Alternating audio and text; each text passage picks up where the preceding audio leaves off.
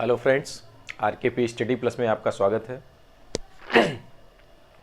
आज की क्लास में हम लोग करंट अफेयर के बारे में चर्चा करेंगे। बिना देरी किए हुए और ज़्यादा से ज़्यादा दोस्तों चैनल को जो है ग्रो कराओ, जल्दी से सब्सक्राइब करो, लाइक शेयर एंड कमेंट, कुछ आउटपुट दिया करो। चलिए ठीक है, हम लोग क्या करते हैं, अब जल्दी से जो है करंट अफेयर स्टार्ट करते हैं। और उसमें जो है पहला क्वेश्चन जो लेते हैं हम लोग सांभर हिरण को लेते हैं, चर्चा में है। जो भी चर्चा में क्वेश्चन रहेगा उसी को हम लोग जो है पुटअप करेंगे। तो सांभर हिरण, सांभर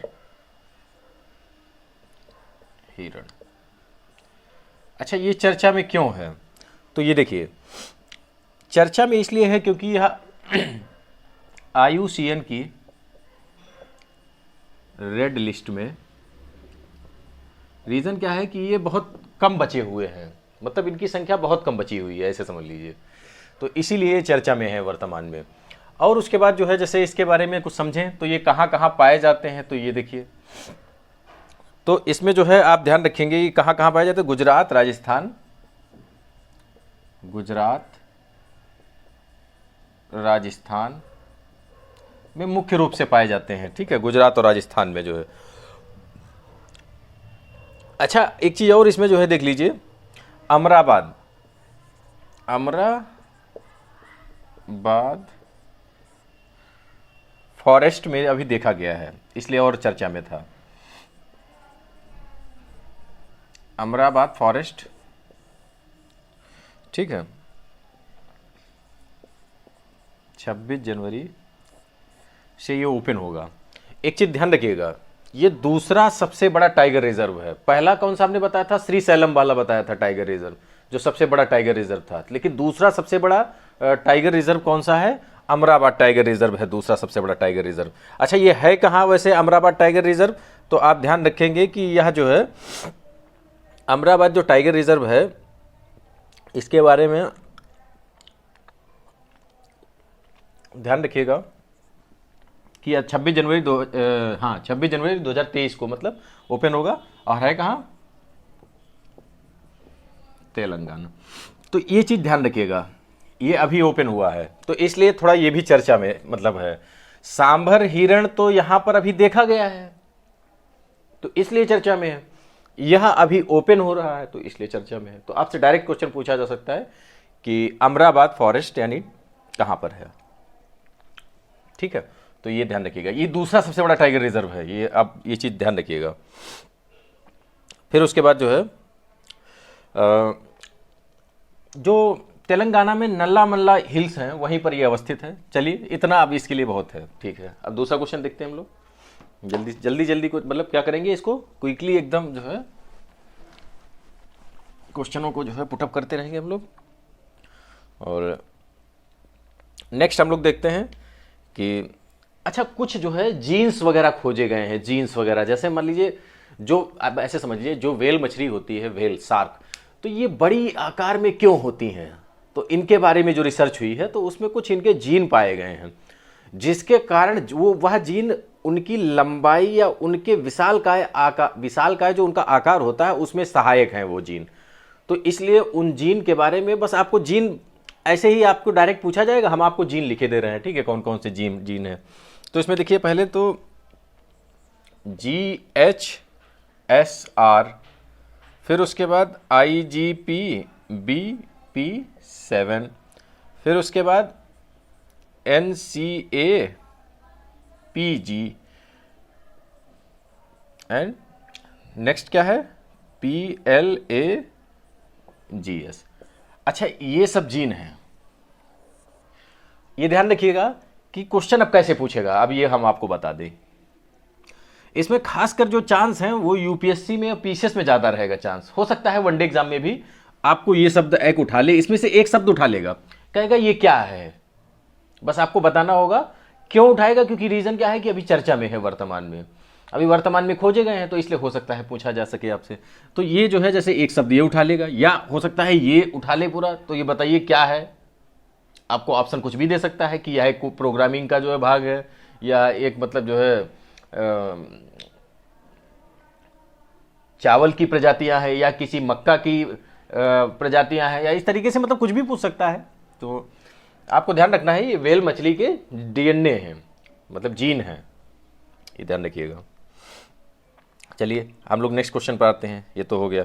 फिर उसके बाद जो है आप इतना बस ध्यान रखेंगे कि भार ओएस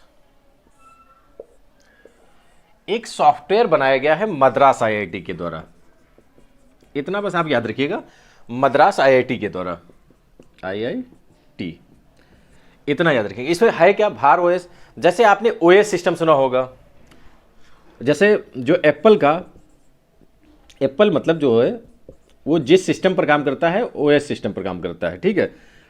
अच्छा वैसे जो है हम लोगों के सामान्य मोबाइल एंड्रॉयड पर काम करते हैं,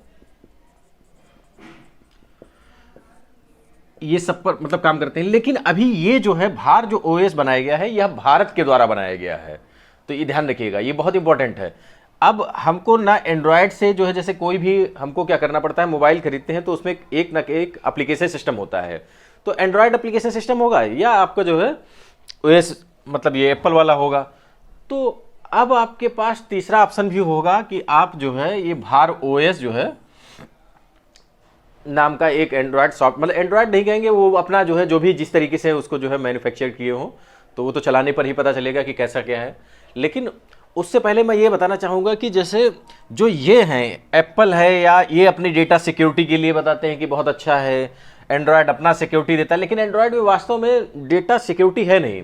यानी जो आप डेटा को उसमें शेयर करते हैं वो आपका शेयर मतलब सेव मतलब सेफ नहीं है, ऐसा मान के चलिए, उसको सेफ नहीं माना जाता है। तो इसमें ऐसा दावा किया जा रहा है मद्रास आईआईटी के द्वारा कि यह बिल्कुल सेफ है, और इसके द्वारा जो एप्लीकेशन मतलब जो इसमें दी जाएंगी वो एकदम जो है सिक्योर एप्लीकेशन दी जाएंगी, जो भी दी जाएंगी।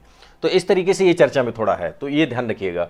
थोड़ा नहीं, ये बहुत चर्चा में है, ऐसे समझ लीजिए, इसको जो है आप ध्यान नहीं रखेंगे तो भार ओएस हो गया। चलिए अब हम लोग देखते हैं, नेक्स्ट क्वेश्चन पर आते हैं। नेक्स्ट क्वेश्चन हम लोगों का है,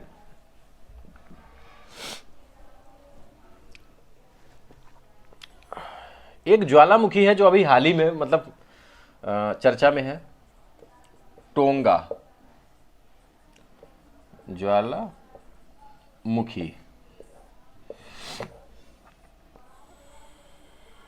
अच्छा टोंगा ज्वालामुखी ये अभी मतलब जो है इरेक्ट हुआ था, इरेक्ट का मतलब है अभी फटा था, ऐसे समझ लीजिए। यह समुद्र के अंदर है, मतलब पानी के अंदर है ज्वालामुखी। तो टोंगा द्वीप है छोटे छोटे, तो वो टोंगा देश ही है टोंगा, तो उसी के नाम पर टोंगा ज्वालामुखी नाम पड़ गया है। वास्तव में इसका नाम तो आपको अगर हम बताएं तो इसका नाम हम आपको लिखे दे रहे हैं, आप लिखना चाहें तो लिख सकते हैं, होंगा टोंगा, होंगा टोंगा, होंगा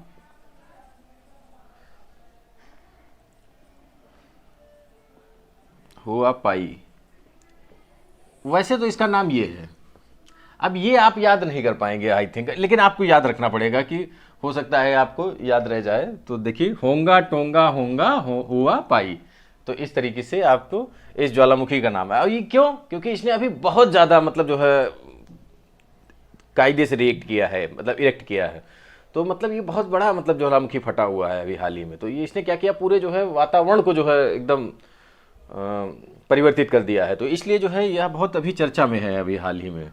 तो अच्छा टोंगा देश जो है इसकी राजधानी जो है अभी हो सकता है भाई पूछ सकता है आपसे, तो नुकू अलोफा, नुकू अलोफा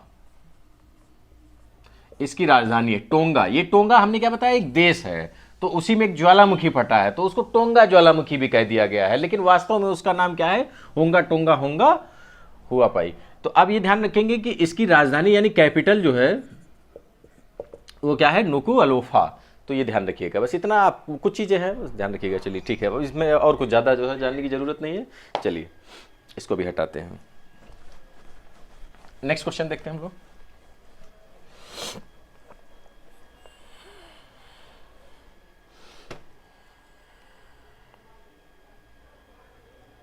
अब उसके बाद हम लोग क्या करते हैं, एक टॉपिक है लैब लैब ग्रोन डायमंड,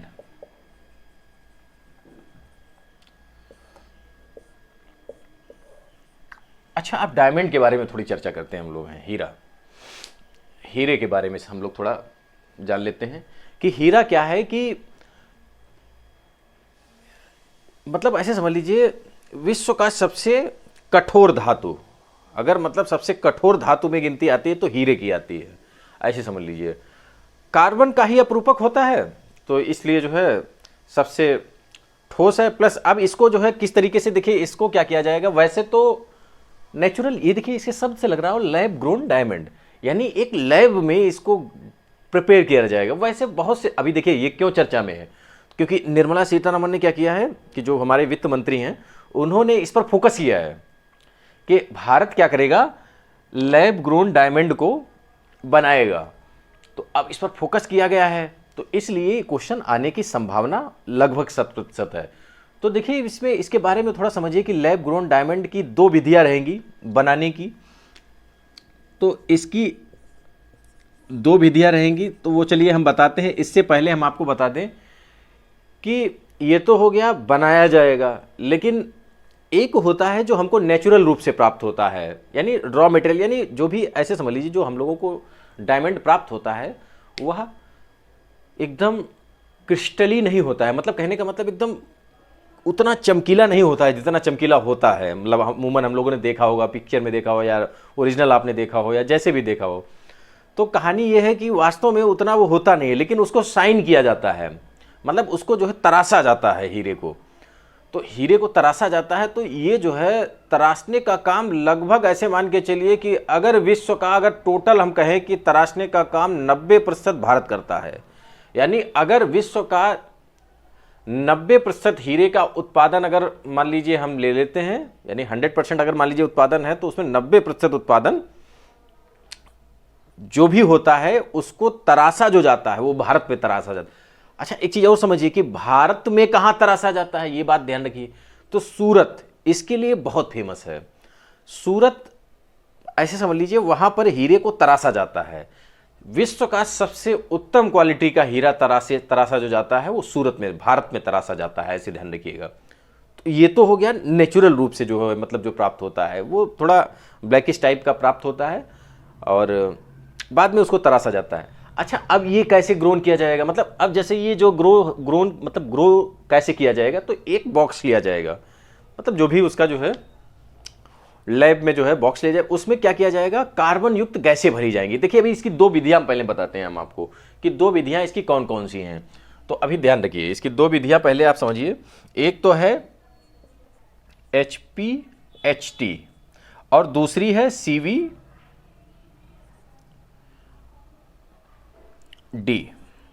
तो अब इसको थोड़ा हम बता दें आपको कि इसकी फुल फॉर्म, तो ये क्या होता है, हाई प्रेशर हाई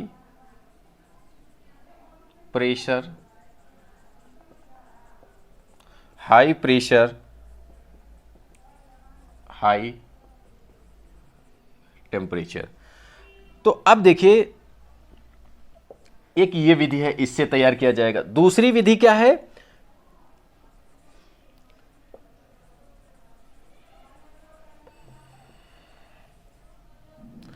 ये डायमंड सीड लिया जाएगा और डायमंड सीड को क्या किया जाएगा, 800 डिग्री तक सेंटीग्रेड तक गर्म किया जाएगा। एक मतलब ऐसा होता है कि देखिए डायमंड सीड की तो दोनों में जरूरत पड़ेगी, ये ध्यान रखिए। इस वाली विधि में यानी HP यानी हाई प्रेशर हाई टेम्परेचर पर जो है उसको मतलब एक बॉक्स में रखा जाएगा। तो वो हम बताएंगे, अभी आपको टेंशन नहीं लेना है। तो अभी देखिए पहले ये देखिए समझ लीजिए डायमंड सीड्स के माध्यम से, एक छोटे छोटे सीड्स होते हैं इसके डायमंड्स के, तो उनको क्या किया जाएगा, उस सीड को लिया जाएगा और 800 डिग्री सेंटीग्रेड पर, एक मतलब सामान्य रूप से बता रहे हैं, बाकी जो है उसकी क्या क्या प्रक्रिया होती है वो होती तो और भी ज़्यादा होती, लेकिन हम एक बेसिक रूप से बता रहे हैं। 800 डिग्री सेंटीग्रेड तक उसको ताप दिया जाता है और वो इस तरीके से वो धीरे धीरे बनता है। अच्छा ये जो होता है ये वाला, ये CVD तरीका हो गया, डायमंड ये मतलब जो है सीड वाला हो गया, ये डायमंड सीड इसमें जरूर होता है। अच्छा CVD की फुल फॉर्म क्या होती है, ये भी आप थोड़ा समझ लीजिए कि जैसे हमने जब बता दिया है तो केमिकल वेपर डिपोजिशन, इसकी देखिए फुल फॉर्म होती है केमिकल केमिकल वेपर डिपोजिशन, यानी ये वेपर के माध्यम से बनेगा, ये होगा इसकी ये विधि। अच्छा, ये तो इसका तो हमने आपको बता। अब इसमें देखिए क्या, इसमें क्या क्या जरूरत पड़ेगा इस वाली विधि में। इसमें देखिए एक तो जो है कार्बन युक्त गैसों की आवश्यकता लगेगी। जैसे मीथेन वगैरह है, कार्बन युक्त गैसों की आवश्यकता पड़ेगी, यानी मीथेन वगैरह जैसे इसे सामान्य रूप से समझ लीजिए कि कार्बन युक्त गैसें एक मतलब जो है पूरा लिया जाएगा और उसमें जो है भरी जाएगी और फिर उसमें एक सीड डाला जाएगा। तो वो धीरे धीरे क्या करेगा कि वो जो कार्बन युक्त गैसें होंगी वो उस पर धीरे धीरे चिपकेंगी। तो इस विधि से एक तो बनेगा, ये दो तरीके होगा इस तरीके से। तो आप इतना बस यहाँ ध्यान रखिए, लैब ग्रोन डायमंड जो है भारत सरकार बनाएगी और अन्य देशों में भी बनाए जाते हैं। अच्छा, अंतर क्या रहेगा लैब ग्रोन डायमंड और जो है नेचुरल डायमंड में? कोई अंतर नहीं रहेगा, ऐसे समझ लीजिए, उसमें कोई अंतर नहीं। बस इसमें भी ये भी लेकिन कॉस्टली विधि है, ऐसा नहीं है कि इसमें टाइम भी लगेगा इसमें भी। तो इसलिए अब कोई बहुत ज़्यादा टेंशन नहीं लेना है, सब एक ही चीज़ है उसमें जो है।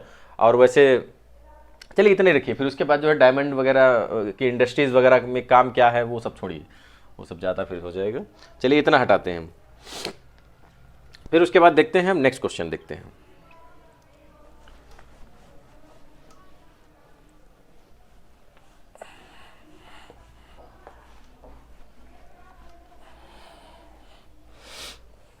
अच्छा, कुछ और चीज़ें थोड़ी समझ लीजिए कि कहाँ कहाँ होता है डायमंड। तो एक चीज़ थोड़ा देख लीजिए, आंध्र प्रदेश, मध्य प्रदेश, ठीक है, और उड़ीसा वगैरह जो है, यहाँ पन्ना खान है जो बहुत फेमस है, पन्ना।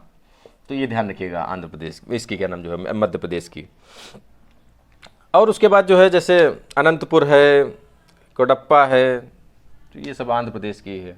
तो वो सब चलिए छोड़िए, इतना आप ध्यान रखिए। नेक्स्ट क्वेश्चन देखते हैं। नेक्स्ट क्वेश्चन आपका है एरो इंडिया 2023।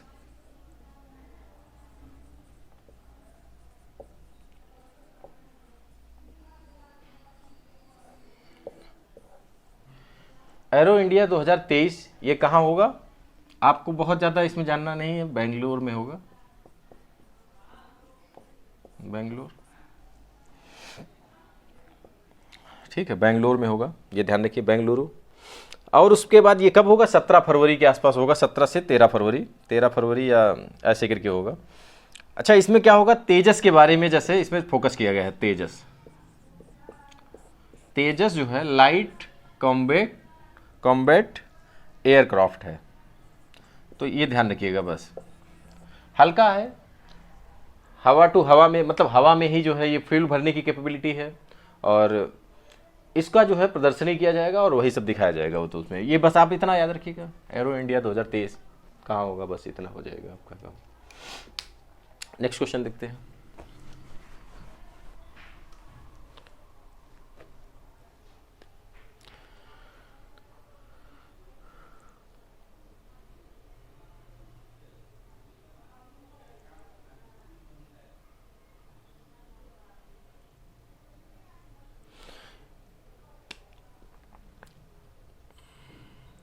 एक क्वेश्चन बस इतना और देख लीजिए, रेड सैंडल के बारे में देखिए, रेड सैंडर, इसके बारे में थोड़ा और देख लीजिए। इसके बारे में क्या है कि जैसे इस पर इस एक चीज ध्यान रखिए, रेड सैंडर के बारे में इसमें अभी चर्चा में क्यों हुआ है? अभी कुछ समय भी चर्चा में था, तब जो है इसमें एक स्पाइक डिजीज जो है इसको हुई थी चंदन के पौधे में। चंदन का पौधा बहुत ही मतलब इसके व्यापार पर रोक है, ध्यान रखिएगा, इसके मतलब व्यापार पर, जैसे अगर आप व्यापार कर रहे हैं चंदन के पौधे का तो उसका रोक है। भारत में जो है जैसे जो चंदन के पेड़ पाए जाते हैं तो उनके हम बारे में हम थोड़ा बता देते हैं कि ये कहाँ कहाँ पाए जाते हैं। तो पहले तो देखिए एक चीज़ समझ लीजिए कि भारत ने एक्सपोर्ट जो है वैसे तो किया है, हालांकि जो है बैन है, फिर भी जो है एक्सपोर्ट हुआ है। तो एक्सपोर्ट कहाँ हुआ है? चाइना, चाइना, सिंगापुर और उसके बाद यूएसए। अच्छा, इसमें एक डिजीज हुई है जो आपको ध्यान रखना है, स्पाइक डिजीज। ठीक है, स्पाइक डिजीज। ठीक है, तो ये ध्यान रखना है। तो ये स्पाइक डिजीज किससे संबंधित है? तो ये ध्यान रखना है, ये चंदन से, चंदन की लकड़ी जो होती है उससे संबंधित है। अच्छा, चंदन का पौधा क्यों इतना इंपॉर्टेंट रहता है, ये भी आप समझ लीजिए। चंदन का पौधा इसलिए इंपॉर्टेंट रहता है कि इसको तैयार होने में कम से कम 35 से 40 वर्ष लगते हैं, तब जाकर ये एक चंदन का पौधा स्टार्ट मतलब तैयार होता है। तो इसलिए ये जो है कटिंग बहुत ज़्यादा हो रही है, और चंदन की आवश्यकता जड़ी बूटियों से लगाकर सौंदर्य प्रसाधन है, गिटार है, कुछ जैसे कुछ देशों में जो है गिटार है, या बहुत सी ऐसी मतलब जो है कॉस्टली चीज़ें जो है चंदन के पौधे से बनती हैं। तो चलिए, ये तो हो गया आपका जो है चंदन के बारे में। ठीक है, तो चलिए ठीक है, नेक्स्ट क्वेश्चन देखते हैं।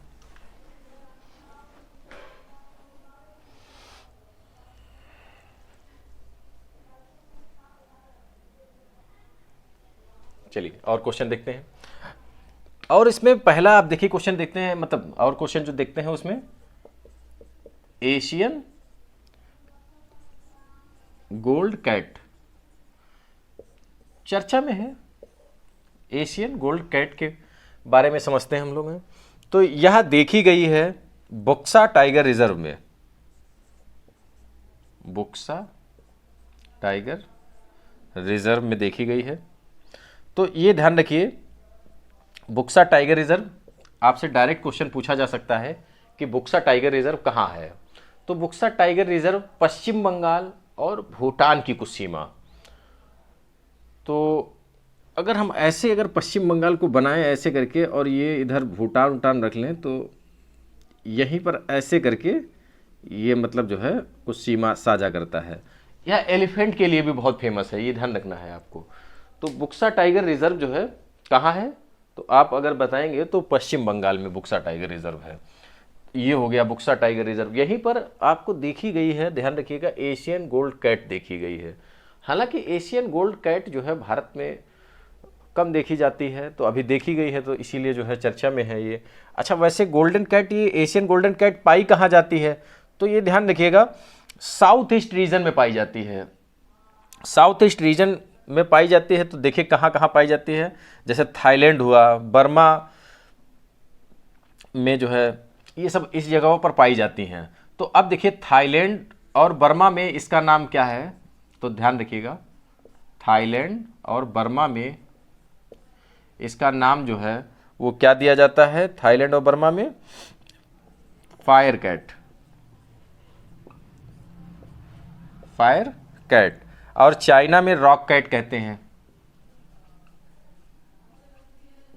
ये चाइना में कहते हैं। ठीक है, तो ये हो गया आपका। फिर उसके बाद एक चीज और देखिएगा, ध्यान रखिएगा कि हाथियों के लिए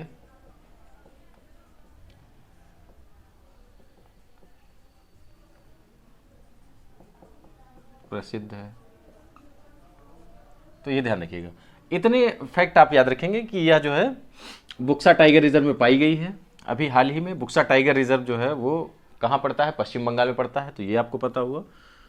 और उसके बाद जो है थाईलैंड में इस कैट का नाम क्या है, फायर कैट है। चाइना में इस कैट का नाम रॉक कैट है। तो ये सब चीज़ें हो गई इसके बारे में। चलिए, ये बिल्ली अभी मतलब पाई गई, इसकी टांगें बड़ी बड़ी होती हैं थोड़ी। आप सर्च करिएगा उस पर, जो है गूगल मैप पे डालिएगा, सॉरी मैप पे क्या मतलब गूगल सर्च इंजन पर डालिएगा कि एशियन गोल्ड कैट, तो आपको पता चलेगा कि वो कैसी है। तो एक्चुअली मतलब डार्क कलर की है, तो इसलिए उसको जो है फायर कैट भी कहा गया है कहीं कहीं, तो रॉक कैट भी इसलिए सब कहा गया है। तो ये सब चीज़ें नाम दिए गए हैं उसकी शक्ल के हिसाब से, यहाँ पर जैसी है। चलिए नेक्स्ट क्वेश्चन देखते हैं। नेक्स्ट क्वेश्चन है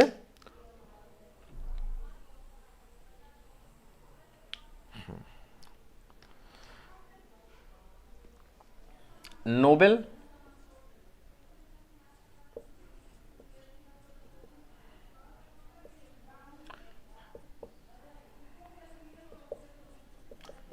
हेलेन,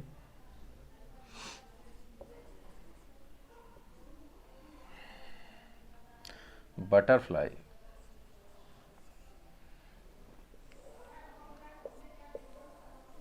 ये इसके बारे में देखेंगे। यह बटरफ्लाई मतलब ये तितली है, ये मतलब जो है पाई गई है भारत में पहली बार। तो ये भारत में जब पहली बार पाई गई है तो यह वास्तव में कहाँ की निवासी है, पहली बात तो ये है। तो अब इसके बारे में हम लोग सब चीज़ें देखते हैं। तो एक नेशनल पार्क पड़ता है नामदफा, नामदफा नेशनल पार्क, ठीक है, नामदफा नेशनल पार्क पड़ता है। तो वहां पर यह देखी गई। नामदफा नेशनल पार्क वैसे है कहां पर, तो ये अरुणाचल प्रदेश में है, चांगपा रीजन में जो है यह देखी गई है। सॉरी, चांगलांग, चांगलांग क्षेत्र में, चांगलांग। तो ये ध्यान रखिए, आप इतना याद रखिएगा, नामदफा नेशनल पार्क कहां है, अरुणाचल प्रदेश में, अरुणाचल प्रदेश, इतना आप याद रखेंगे, बाकी सब छोड़िए। तो आप ध्यान रखिएगा, ये ध्यान रखिएगा, नोबेल हेलेन क्या है, ऐसे क्वेश्चन पूछा जा सकता है। तो यह एक तितली है जो कि अभी नामदफा अरुणाचल प्रदेश में पाई गई है। नामदफा मतलब नेशनल पार्क है, या आपसे हो सकता है डायरेक्ट यही पूछ दे नामदफा नेशनल पार्क कहाँ है, तो ठीक है, उसी तरीके से पूछ दिया जाएगा आपसे, उसमें कोई। फिर उसके बाद ये कहाँ कहाँ वैसे पाई जाती है, तो ये भी ध्यान रखिए। तो ये Myanmar, Yanam,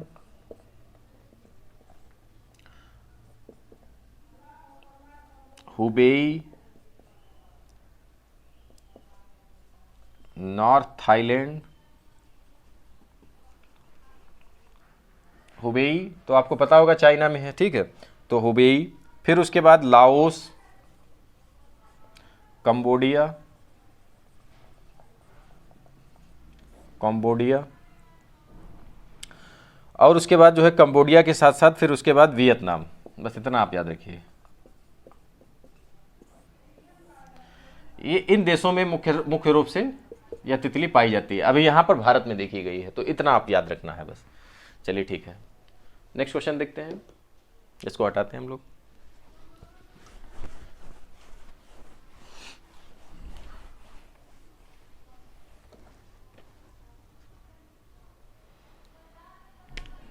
Mahadayi river,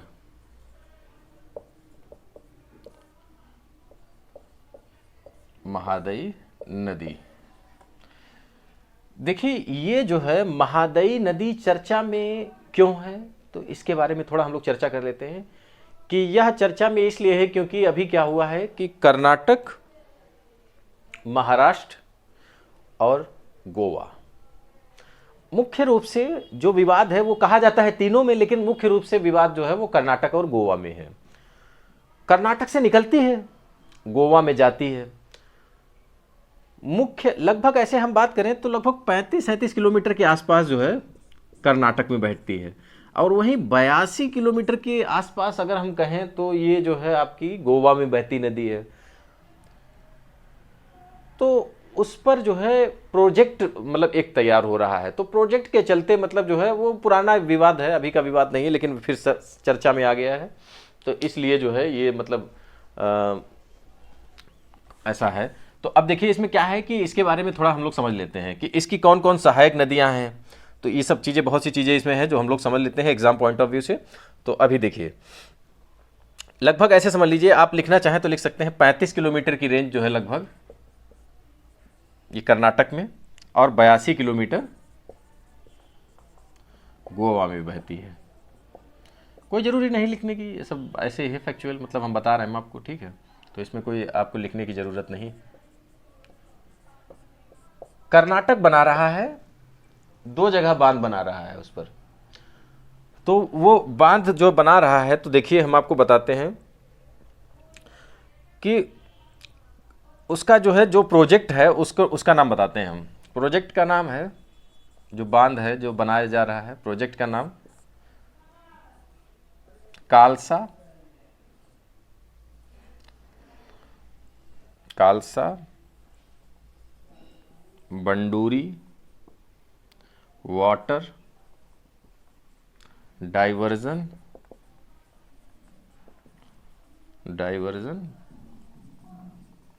project. तो ये ध्यान रखिएगा, ये प्रोजेक्ट है। अच्छा, कालसा और बंडूरी, ये कालसा नाला और बंडूरी नाला, ये दो मतलब रिवर हैं। किसकी रिवर है? ट्रिब्यूटरी है। तो ध्यान रखिएगा, महादई नदी की ये ट्रिब्यूटरी है। महादई नदी की जो है ट्रिब्यूटरी के बारे में आप ध्यान रखिए। हाँ, एक चीज और याद रखिएगा कि यही महादई नदी गोवा में क्या किस नाम से जानी जाती है? मांडवी नाम से जानी जाती है। ये चीज आपको याद होना चाहिए, मांडवी नाम से इसको जाना जाता है गोवा में। तो ये बहुत इंपॉर्टेंट चीज है। अब उसके बाद कुछ और नहीं समझना है, बस यही समझना है कि मांडवी नदी। अच्छा, मांडवी नदी के बारे में अगर हम लोग चर्चा कर रहे हैं तो मांडवी नदी पर एक जो है वाइल्ड लाइफ मतलब जो है क्या नाम जो है उसको कहते हैं, सलीम अली पक्षी विहार। ठीक है, सलीम अली पक्षी विहार, ये ध्यान रखिएगा। सलीम अली पक्षी विहार ये कहाँ पड़ता है? ऐसे डायरेक्ट क्वेश्चन पूछा जा सकता है, क्योंकि अभी चर्चा में पूरा है, तो फिर हो सकता है उसके इर्द गिर्द क्वेश्चन पूछे जा सकते हैं। तो सलीम अली पक्षी विहार कहाँ है? गोवा में है। किस नदी पर है? किस नदी के मतलब जो है किस नदी पर है? तो ये ध्यान रखिएगा, ये पक्षी विहार जो है वो मांडवी नदी पर है, या कह सकता है महादई नदी पर है। तो बात समझिएगा उस चीज को, ठीक है। बात एक ही है, क्योंकि महादई नदी को ही गोवा में मांडवी कहा जाता है, कर्नाटक में महादई कहा जाता है। तो ये बस चीजें हैं। अब इसकी ट्रिब्यूटरीज को हम देख लेते हैं, ट्रिब्यूटरीज कौन कौन सी हैं। तो बस इतना और देख लेते हैं, फिर उसके बाद हम लोगों का कोई बहुत ज़्यादा जो है इसमें रोल नहीं बचता है, क्वेश्चन एंड करते हैं। तो इसमें देखिए, हो सकता है किसी भी जो है सहायक नदी के बारे में आपसे पूछ सकता है। तो हम आपको बताते, आपको कलसा नाला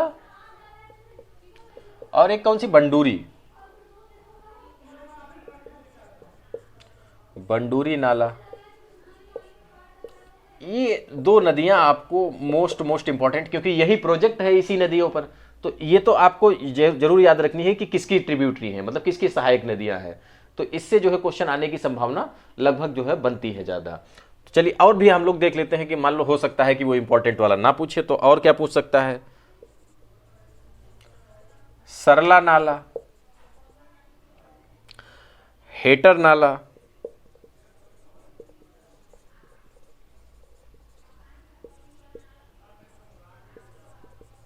अंधेर नाला, अंधेर नाला, फिर उसके बाद जो है बेल नाला, पोटी नाला। अच्छा, ये सब नदियां आप ध्यान रखिएगा, इसमें एक चीज कॉमन मिल रही आपको है, नाला शब्द। तो आप ध्यान रखिएगा कि वहां पर क्या आपको क्वेश्चन पूछे कि कुछ भी नाला अगर आ जाए तो आप तुरंत जो है समझ जाइएगा कि महादई नदी की जो है मांडवी नदी की ट्रिब्यूटरी है, सहायक नदी है। बस ये ध्यान रखिएगा। ये तो चलिए हो गया, इसके बारे में क्वेश्चन हो गया, ठीक है, इतना हुआ आपका। और इससे जो है महत्वपूर्ण क्वेश्चन, चलिए इतने रखिए इसमें। फिर उसके बाद हम लोग क्या करते हैं, नेक्स्ट क्वेश्चन पर आते हैं। चलिए इसको देख लीजिए, आप देखना चाहें तो पूरा जो है। चलिए अब हम हटा देते हैं इसको। अब कुछ टेम्पल्स के बारे में थोड़ा चर्चा करते हैं, जो अभी चर्चा में है टेम्पल। चलिए वो भी देख लेते हैं। टेम्पल का नाम है जातर देउल, जातर देउल टेम्पल। चर्चा में क्यों है जातर देउल टेम्पल? जो है वो आपका डायरेक्ट क्वेश्चन पूछा जाए, चर्चा में है तो पहले चर्चा समझ लीजिए क्या क्यों है।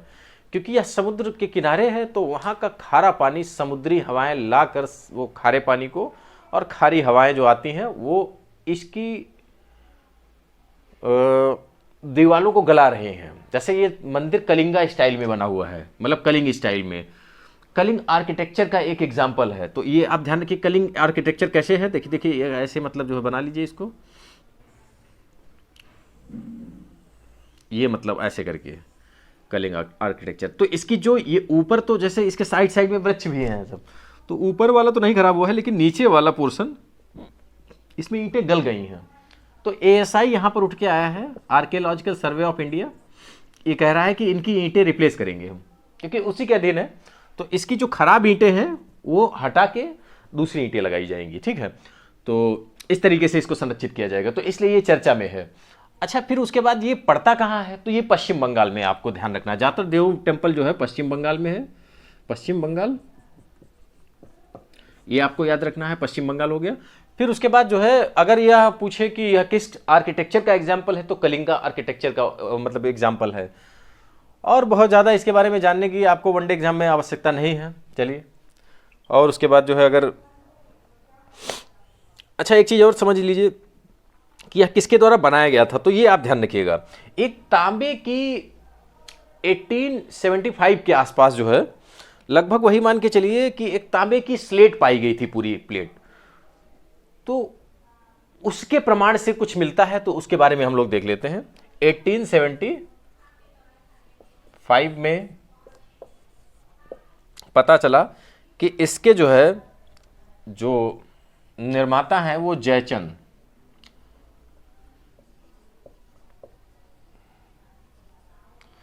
क्या हो रहा है, जयचंद।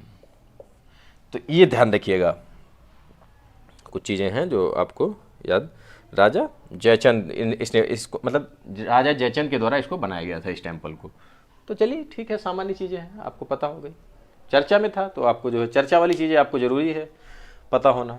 चलिए, ये तो जातर देव टेम्पल हो गया। फिर उसके बाद देखते हैं question next, Mughal garden.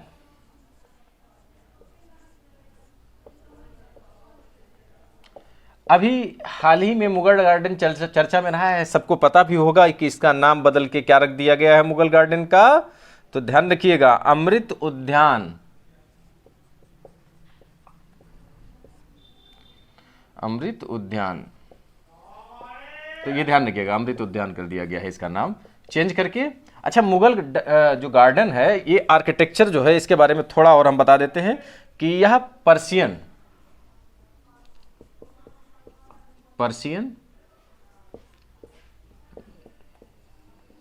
Design पर आधारित है। आपसे अगर थोड़ा बहुत अगर इधर उधर पूछा जाएगा तो ये किस डिजाइन पर आधारित है। वैसे मुगल गार्डन है कैसा, जैसे मान लीजिए ये पूरा है तो, और इसके चारों ओर गार्डन है, जैसे ये इस तरीके से पूरा गार्डन बना हुआ है पूरा, और ऐसे करके पूरा, और ये इसके चारों ओर ये ऐसे करके, ये इस टाइप का, मतलब आप देख लीजिएगा उसमें जो है मैप पे डालिएगा तो आपको पता चल जाएगा। इसके चार मतलब जो है चार तरफ से जो है ऐसे पूरा घिरा हुआ है, तो ये पूरा एक पूरा मुगल गार्डन, इसका स्ट्रक्चर जो है वो पर्शियन डिजाइन का एग्जाम्पल है। तो ये ध्यान रखिएगा, वहीं से मतलब जो है इसको बनाया गया था, उसी आधार पर बनाया गया था। तो ये हो गया अमृत उद्यान। तो अब आगे देखेंगे, नेक्स्ट क्वेश्चन देखेंगे, इसको हटाइए।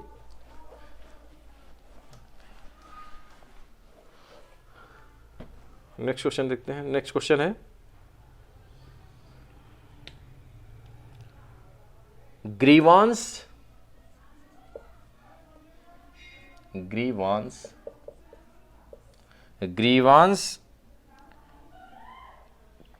Appellate committee. डायरेक्ट क्वेश्चन पूछा जा सकता है कुछ बहुत ज़्यादा, ग्रीवांस अपीलेट कमेटी किससे संबंधित है। तो यह देखिए, आपकी जैसे मान लीजिए जितने भी सोशल मीडिया ऐप हैं या जितने भी सोशल मीडिया प्लेटफॉर्म हैं, इनसे संबंधित अगर कोई भी शिकायत है तो आप इससे कर सकते हैं। तो ये जो है मतलब इसीलिए ये आपके लिए सुनवाई करेगी कोर्ट में जाकर। चलिए ठीक है, ये सामान्य चीज़ें थी जो आपको पता हो गई। चलिए आगे देखते हैं। अभी चर्चा में जो चीज़ें और हैं वो भी समझ लेते हैं कि, और हाँ इसके बारे में थोड़ा और समझ लीजिए, थोड़ा ये समझने को है कि इसके जो है जो सदस्य रहेंगे वो उनका कार्यकाल 3 वर्ष का होगा। अच्छा, एक इसका जो है मतलब जो है चीफ मेंबर होगा और 2 सदस्य होंगे। तो इस तरीके से ये मतलब इसका स्ट्रक्चर जो है तैयार किया गया है, तो ये आप ध्यान रखेंगे। फिर तुलसीदास अभी चर्चा में है, तुलसीदास चर्चा में रहे, तो इनका मूल नाम आपको बाकी सब पता ही है कि तुलसीदास ने क्या किया है। तो थोड़ा बहुत हम चीज़ें बता देते हैं आपको कि जैसे 16th सेंचुरी में जो है 16th सेंचुरी का समय था जब इन्होंने रामायण को अवधी भाषा में लिखा है। ध्यान रखिएगा, रामायण को लिखा है, रामचरितमानस को, सॉरी रामायण नहीं, Ramcharit Manas,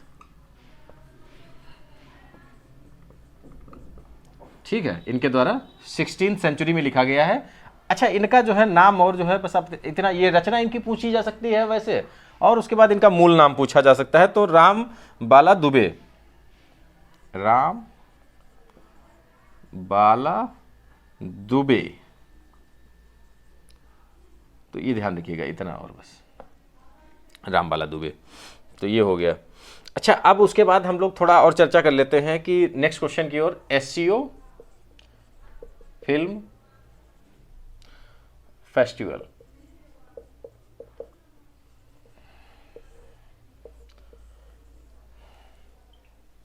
SCO film festival,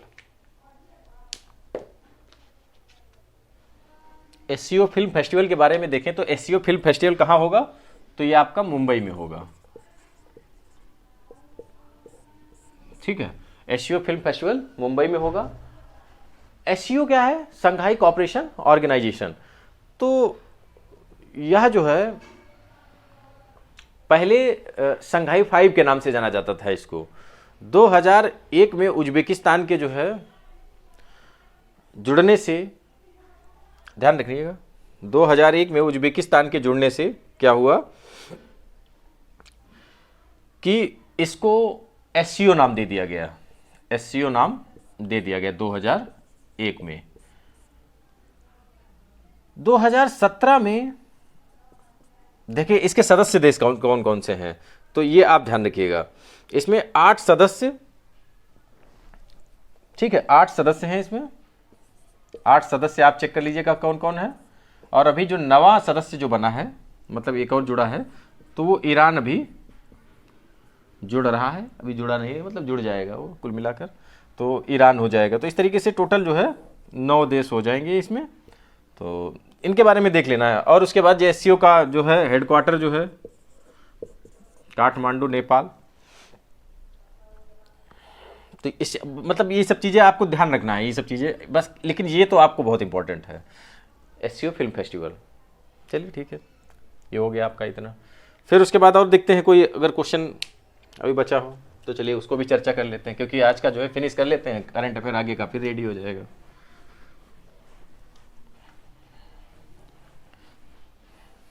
चलिए देखते हैं। अभी चर्चा में है ब्लैक वल्चर, ठीक है, ब्लैक वल्चर जो है चर्चा में है, ब्लैक वल्चर। अभी भारत में देखा गया वही ब्लैक वल्चर को। अच्छा, ब्लैक वल्चर होता, वल्चर का मतलब क्या होता है? गिद्ध, गिद्ध। तो ये ध्यान रखिएगा, मतलब ये अभी देखा गया है भाई हाल ही में। हालांकि ये इस साइड में नहीं पाया जाता है, ये पाया जाता है आपका जो है ऐसे समझ लीजिए उरुग्वे, सॉरी मतलब जो है जैसे आपके जितने भी कंट्रीज, जैसे अमेरिका में एक तो पाया जाता है, फिर उसके बाद जो है आप आ जाइए साउथ अमेरिका में, तो वहाँ पर आपका उरुग्वे हो गया, ब्राज़ील हो गया, ये मतलब वहाँ के देशों में पाया जाता है उस साइड में, यानी ये भारत साइड में नहीं पाया जाता। लेकिन और इसकी डिस्टेंस भी नहीं है बहुत ज़्यादा दूरी उड़ने की, तो ये भी एक बहुत बड़ी मतलब जो है जैसे जो चीज़ बताई जाती है, तो अभी ये भारत में देखा गया है। तो ये सब चीज़ें जो है इसके बारे में थोड़ा और हम बता देते हैं, कुछ चीज़ें लिख देते हैं। अच्छा, इसका जो है IUCN स्टेटस आप देख लीजिए, IUCN जो स्टेटस है वो क्या है? लीस्ट कंसर्न, लीस्ट कंसर्न मतलब इसका मतलब होता है कि अभी मतलब भर संख्या इसकी है, अच्छी खासी संख्या है, पॉपुलेशन है इसकी। तो ये बस आप ध्यान रखिएगा, ये आप जो है चर्चा में रहा है अभी। तो और देखते हैं, एक और क्वेश्चन देख लेते हैं डीप ओशियन मिशन से संबंधित। Deep ocean